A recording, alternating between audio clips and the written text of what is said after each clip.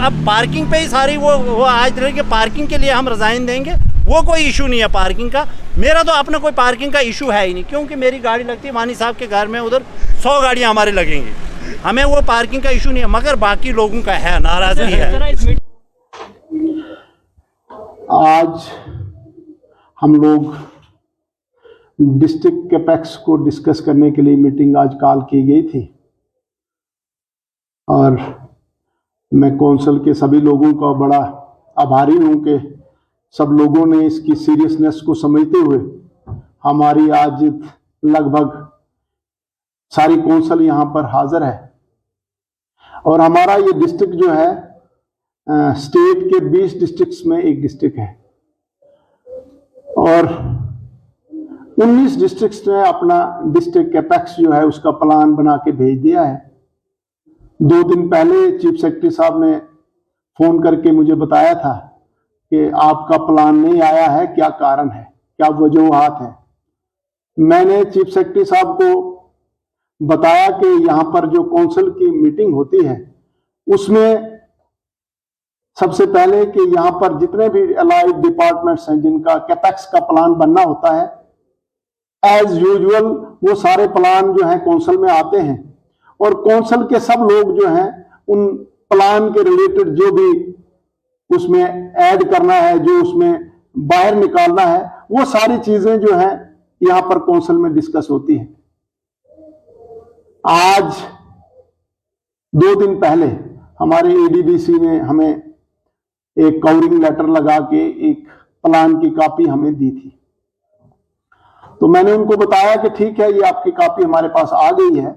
अब आप आज की डेट तय हुई थी कि इसमें सारे ऑफिसर्स जितने भी हैं, हेड ऑफ द डिपार्टमेंट्स, वो आएंगे और ऑनरेबल काउंसिल के हमारे जितने भी डीडीसीज हैं, डीडीसीज हैं, उनके सामने उस प्लान को पढ़ के बताएंगे कि क्या क्या सरकार के प्लानिंग है, क्या क्या किन किन चीजों में हमारे पास काम करने की जरूरत है, कहाँ पे कमी है, कहाँ पे हम इसको पूरा कर सकते हैं।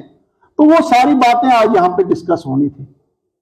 लेकिन सबसे पहले तो सुबह आते हुए यहाँ पर हमारे बहुत से ऑनरेबल जो काउंसिल के मेंबर्स हैं, उनकी गाड़ियों को यहाँ पे एंटर होने के लिए मना किया गया, और उनका ही नहीं, उसमें हमारे मेरा भी जो है चेयरमैन की भी गाड़ी को कहा गया कि भाई यहाँ पे जगह नहीं है, वेयर यहाँ पे अंदर बहुत सारी जगह है, और काउंसिल जो है वो डिस्ट्रिक्ट की सुप्रीम बॉडी होती है।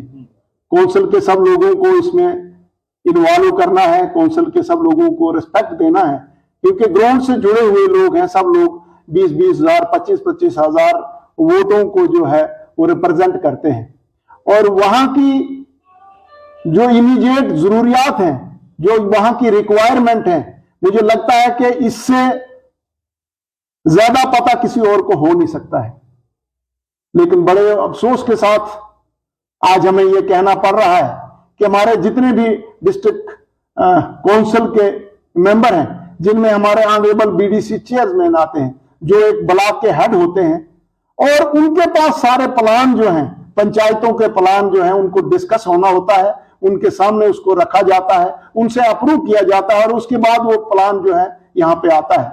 लेकिन आज सब चेयरमैन जो हमारे ब्लॉक के हैं, उन्होंने कहा कि हमें किसी को कंसल्ट नहीं किया गया है, और वो बारी प्लान जो है वो हमारे पास यहाँ पे आज इन्होंने दिया है, जिसमें इनकी कोई कंसेंट नहीं ली गई है। क्या क्या चीजों की सबसे ज्यादा सबसे पहले जरूरत है, वो चीजें जो है यहाँ पर उनको कोई किसी को कंसल्ट नहीं किया गया है। और उसके साथ साथ यहाँ पर हमने देखा कि जितने भी प्लान हैं उनको यहाँ पर डिस्कस करने के लिए कोई भी इनके हेड ऑफ द डिपार्टमेंट्स आज आए हुए नहीं थे। तो एडीडीसी साहब ने कहा कि नहीं, हमने उनको बुलाया ही नहीं है।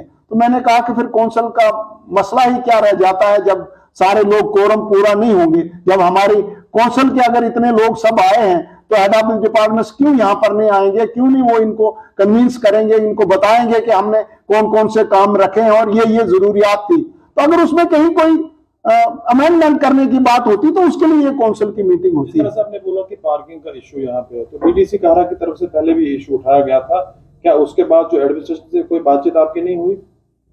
देखिए, ये वाली चीजें कोई डिस्कस करने की नहीं है। ये एक प्रोटोकॉल में आता है कि हम कभी 3 महीनों में एक बार यहाँ पर काउंसिल की मीटिंग रखते हैं, और वो एक हफ्ता पहले ही वो चीज जो है वो कन्वे की जाती है एडमिनिस्ट्रेशन को, सब लोगों को।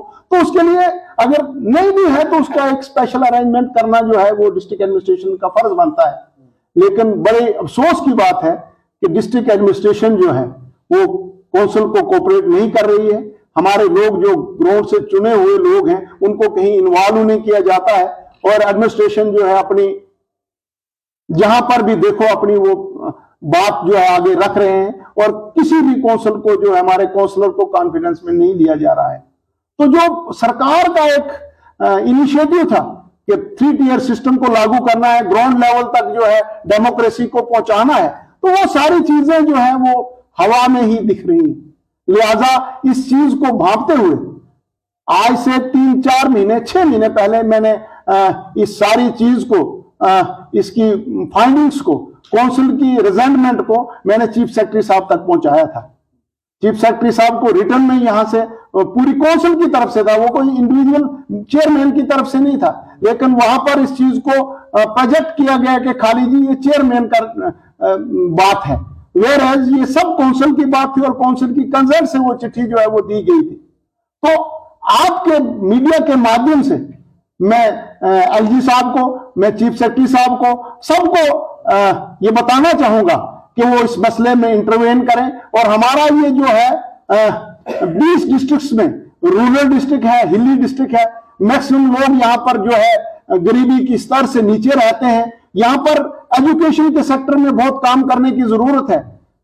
यहाँ पर जितने स्कूल खुले हैं आज की डेट में हम देख रहे हैं कि वहां पर भी बड़ी दिक्कत आ रही है, बहुत परेशानी हो रही है। जो मोदी जी का एक सपना है कि लोगों को गांव से माइग्रेट नहीं होने देना, उनको वहां पर फैसिलिटी प्रोवाइड करनी है, लेकिन आज की डेट में भी हमारे बहुत सारे ऐसे स्कूल हैं जिनको जो है टीचर्स की कमी है।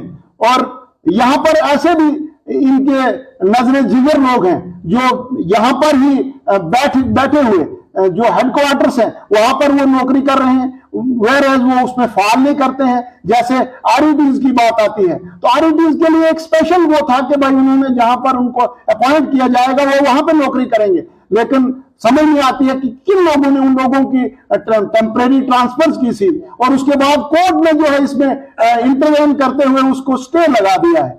मैं ये भी आपके माध्यम से कहना चाहूंगा कि ऑनरेबल कोर्ट भी इस पर संज्ञान ले, और ये जो चीजें हैं ये बच्चों के साथ खिलवाड़ हो रहा है। आने वाले जो हमारी जनरेशन है, जो देश का भविष्य है, कल इस देश को संभालने वाले हैं, अगर उनको हम थोड़ा सा वो नहीं देंगे तो ये भी इस चीज की भी जरूरत है। अगर आपकी बात को सुना नहीं गया, आपके साथ कोऑपरेट नहीं किया गया, तो अगला कदम आपका क्या होगा?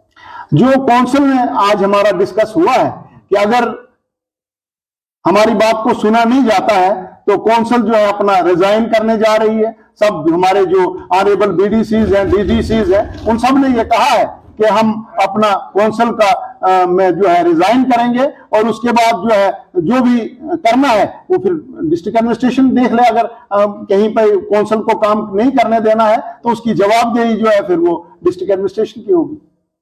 हमारे मीडिया वाले हैं, मैं इनका तहे दिल से शुक्रिया करता हूँ कि अगर हमारी इस डिस्ट्रिक्ट डोडा में मीडिया नहीं हो, या कहीं जम्मू कश्मीर में, पूरे हिंदुस्तान में, तो गरीब लोगों की सुनाई नहीं है। तो इस पे मैं ये बात करूँगा कि मीडिया के साथ अगर किसी ने भी कोई भेदभाव किया है, मैं उसकी तरफ से भी माजरत चाहता हूँ, और उनको भी कहता हूँ कि अगर आपने कहीं आपस में तू मैं हो गई तो आपस में मसला सुलझाना चाहिए। बाकी कुछ इशू था हमारा यहाँ लोगों का पार्किंग का, वो जेन्युइन भी है। जेन्युइन क्यों है कि जब भी कोई, चाहे कोई बीडीसी है, डीडीसी है, या कोई काउंसलर है, किसी भी किस्म का, ना उसके लिए अंदर जगह ना उसके लिए बाहर जगह, वो गाड़ी लेके कहाँ जाएगा। देखो मेरी अपनी प्रॉब्लम नहीं है, मुझे वानी साहब जिंदाबाद, बहुत बड़ी पार्किंग है मेरे लिए, मेरी गाड़ी के लिए कोई इशू नहीं है। मगर बाकी लोग जो वानी साहब के नहीं जाते हैं, यहाँ कोई और किस्म के लोग हैं, कोई बीजेपी के लोग हैं, वो थोड़े वानी साहब के गाड़ी लगाएंगे। रिजाइन की भी बात हुई है, तो क्या लगता है आपको उसमें कोई बड़ा मुद्दा था? पार्किंग कोई बड़ा मुद्दा था? पार्किंग का काउंसलर के लिए पब्लिक के काम करना जरूरी ना कि नहीं, पार्किंग का इतना बड़ा इशू नहीं था। इसमें असल में थोड़ा आपस में एडमिनिस्ट्रेशन का और जो हमारे काउंसलर हैं, चाहे बीडीसी हैं, डीडीसी हैं, उनमें से तालमेल नहीं जुड़ रहा है। मसला है तालमेल का, किसी के पर इल्ज़ाम लगाने की कोई ज़रूरत नहीं है कि हमें नहीं है ये कि आप डीसी साहब अच्छा कर रहा, बुरा कर रहा। मुझे तो लगता अच्छा ही कर रहा है, मेरे लिए तो, मेरे नज़रों में तो ठीक कर रहे हैं। तो अब अगर उसमें से काम करते करते हो सकता है कोई गलतियां भी हो सकती है, कोई फरिश्ता तो नहीं है इंसान कि उससे हर काम ही अगर उससे तकरीबन 99 काम अगर उससे ठीक होंगे तो एक अगर उससे गलत भी होगा तो उसको हमने उछालना नहीं है। और उसके बाद मसला ये है पार्किंग का जो इशू है वो जेन्युइन इशू है लोगों का, मगर ऐसा कोई मसला नहीं है कि हम अब पार्किंग पे ही सारी वो आज रह के पार्किंग के लिए हम रिज़ाइन देंगे, वो कोई इशू नहीं है पार्किंग का। मेरा तो अपना कोई पार्किंग का इशू है ही नहीं, क्योंकि मेरी गाड़ी लगती है वानी साहब के घर में, उधर 100 गाड़ियाँ हमारे लगेंगी, हमें वो पार्किंग का इशू नहीं है, मगर बाकी लोगों का है, नाराजगी है। इस मीटिंग में साफ तौर पर बातचीत जो लोगों के मसले जो है सामने आने चाहिए थे, लेकिन यहाँ अपने मसले डीडीसी और बीडीसी नहीं, अगर नहीं लोगों के मसले होंगे जब एडमिनिस्ट्रेशन का और काउंसलर का तालमेल नहीं बैठेगा, तो जब तक इनका तालमेल नहीं बैठेगा तब तक लोगों की बात नहीं होगी। वहाँ लोगों की बात तब होगी कि जब एडमिनिस्ट्रेशन और जितने भी हमारे काउंसलर है, डीडीसी हैं, बीडीसी हैं, उनका तालमेल आपस में बैठ जाएगा, फिर जाके लोगों के मुद्दे भी हल होंगे।